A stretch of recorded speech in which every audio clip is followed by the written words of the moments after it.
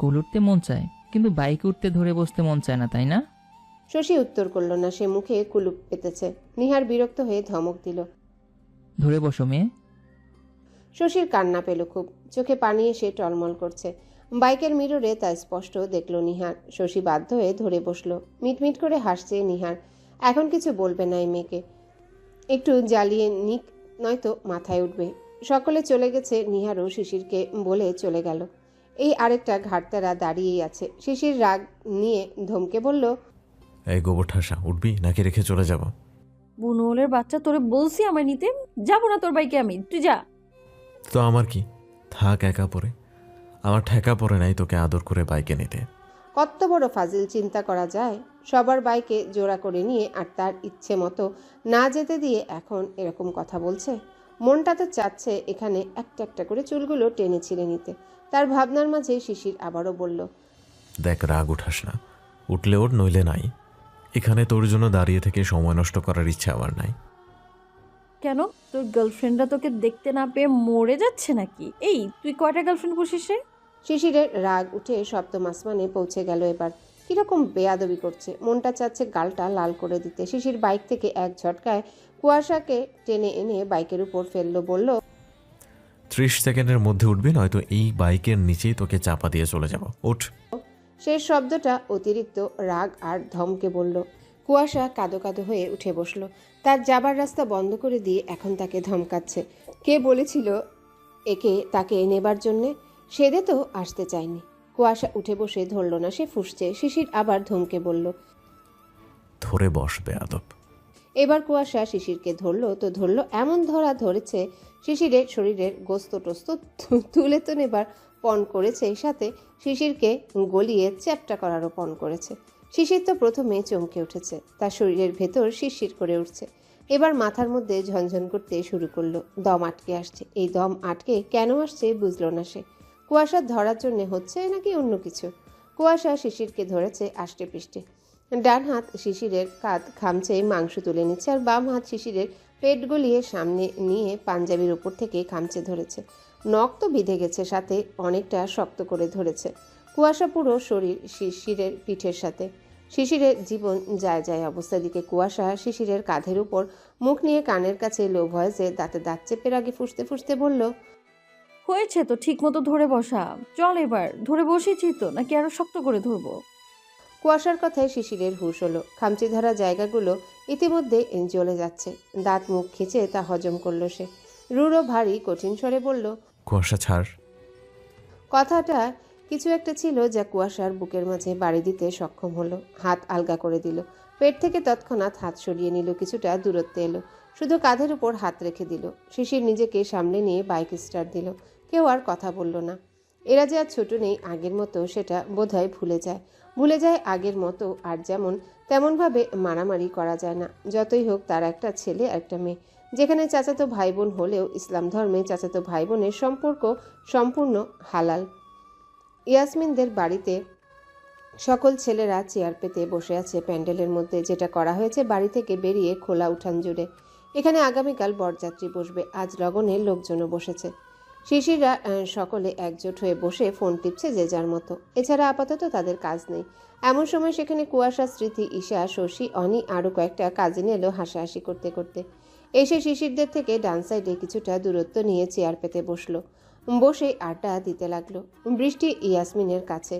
এখানে ছোটরা ছাড়া আর কেউ নেই। আড্ডা দিতে দিতে এমন সময় কুয়াশা জোর গলায় সুর ধরে গেয়ে উঠল, দিলে বড় জ্বালারে পাঞ্জাবিওয়ালা।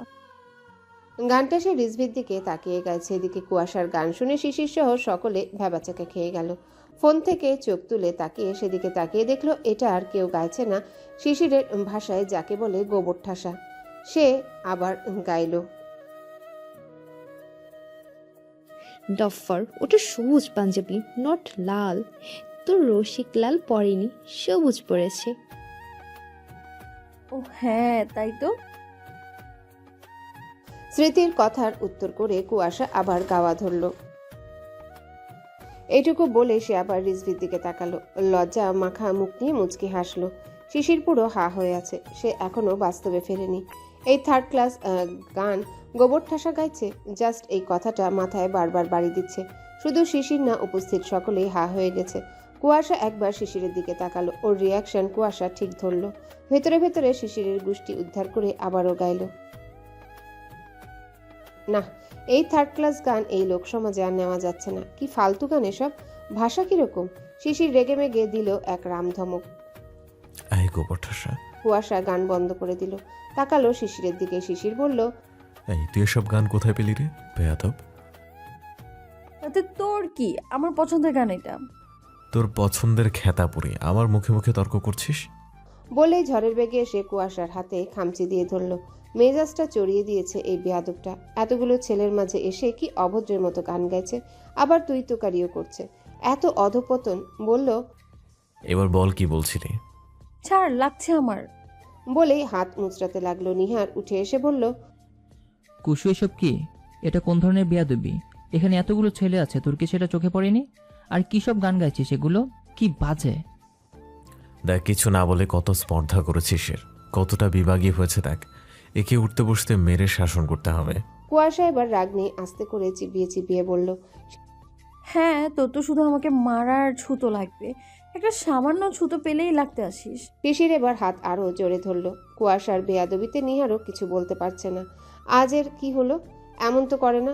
নিহারের ভাবনার মাঝে শিশির বলল, ভাষা ঠিক কর গোবর ঠাসা। তোর বাড়ি না আর ডেট ওভার গাঁজা খাইছিস নাকি? কি সব গান গাইছিস? দেখ বুনল। কুয়াশার কথার মাঝে শিশির নিহারকে বলল, এরপরে ওকে না মেরে থাকা যায়? তুই কিছু বলবি নাকি এর ক্লাস আমি নিব? শিশির তুই? আর বলতে দিল না নিহারকে। সে বুঝে গেছে তার ভাই এখনো এই গোবর ঠাসাকে কিছু না বলে ধূপ সিঁদুর দিয়ে পুজো করবে। লাগছে আমার, ছাড় বুনল। তোর জন্য আমি গানও গাইতে পারবো না? সব সময় আমার কেন আমার কাছে বাগড়া দিতে হবে তোর, বল? তুই রাস্তায় রাস্তায় বেয়াদবের মতো গান করে বেড়াবি আর তোকে কিছুই বলা যাবে না? শাসনবিহীন তো একটা বেয়াদব হচ্ছিস। তোর শাসনের অভাব। চল তোর রসিককে জেনে আসি। উপরোক্ত বাক্যটি কথার কথা। কুয়াশা বলল বলেই সবার মাঝে থেকে হাত ধরে হুড়হুড় করে টানতে টানতে প্যান্ডেল থেকে পেছন গেট দিয়ে বেরিয়ে গেল। কুয়াশা অন্য হাত দিয়ে শিশিরের হাতে খামচি দিতে দিতে বলল, ওকে কেন বলবো? তুই বলবি, তোর ঘাড় বলবে। আমিও দেখতে চাই কোন ভ্রমর জুটলো তোর মনের বাগানে মধু খাবার জন্য।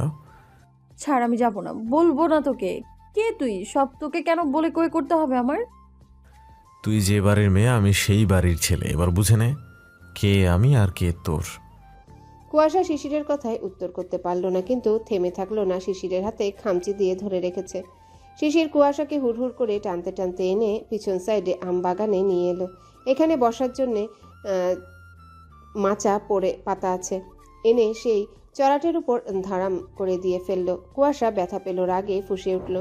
শিশিরের বুকের উপর দুই হাত দিয়ে ধাক্কা দিয়ে বলল, শর্ত, বোন বলে মানিস না, আবার আসছিস ভাইয়ের শাসন দেখাতে। থাপ্পড় দিয়ে গলা ফাটিয়ে দেব বেয়াদব। আর একটা কথা বলবি তো? বলে আবারও বলল, তোকে বলবো কে? কারণ আমিও দেখতে চাই তোর দিন জ্বালানো রসিক হতভাগাকে। দেখিয়ে তোকে বিদায় করার ব্যবস্থা করব। বাবাকেও তো বলতে হবে তার আদরের মেয়ে রসিক জুটিয়ে রাস্তায় রাস্তায় গান করে বেড়ায়। এবার কুয়াশা একটু দমে গেল। বড় চাচুকে সত্যি বলতে পারে এই বুনল, ওকে বিশ্বাস নেই। একটু নরম হলো কুয়াশা। ভালো করে বলতে হবে একে, তাহলে সব পাকা হলেও হতে পারে। কারণ রিজভি তো আর খারাপ ছেলে না। নরম স্বরে বলল, দেখো, এমন করবা না। আমার কাউকে ভালো লাগতেই পারে, আর ছেলে সে খারাপ না, সব দিক দিয়ে পারফেক্ট। শিশির একটু মজা পেল। গোবর ঠাসা লাইনে এসেছে, তবে শেষ কথাটাই ভ্রু কুচকালো। প্রশ্ন করলো, কে সে? আগে বলো, উল্টাপাল্টা কিছু করবা না। আচ্ছা করবো না, বল। ভালো হলে আমি নিজে বাবাকে বলবো। কুয়াশা খুশি হয়ে গেল, দাঁত বের করে হেসে ফেলল। সে তো এটা ভেবে খুশি হচ্ছে যে শিশিরের ভালোই লাগবে। আবার সে কনফার্ম বড় চাচুকে বলবে, তারপর সবকিছু ফাইনাল। আহা, কুয়াশাকে এত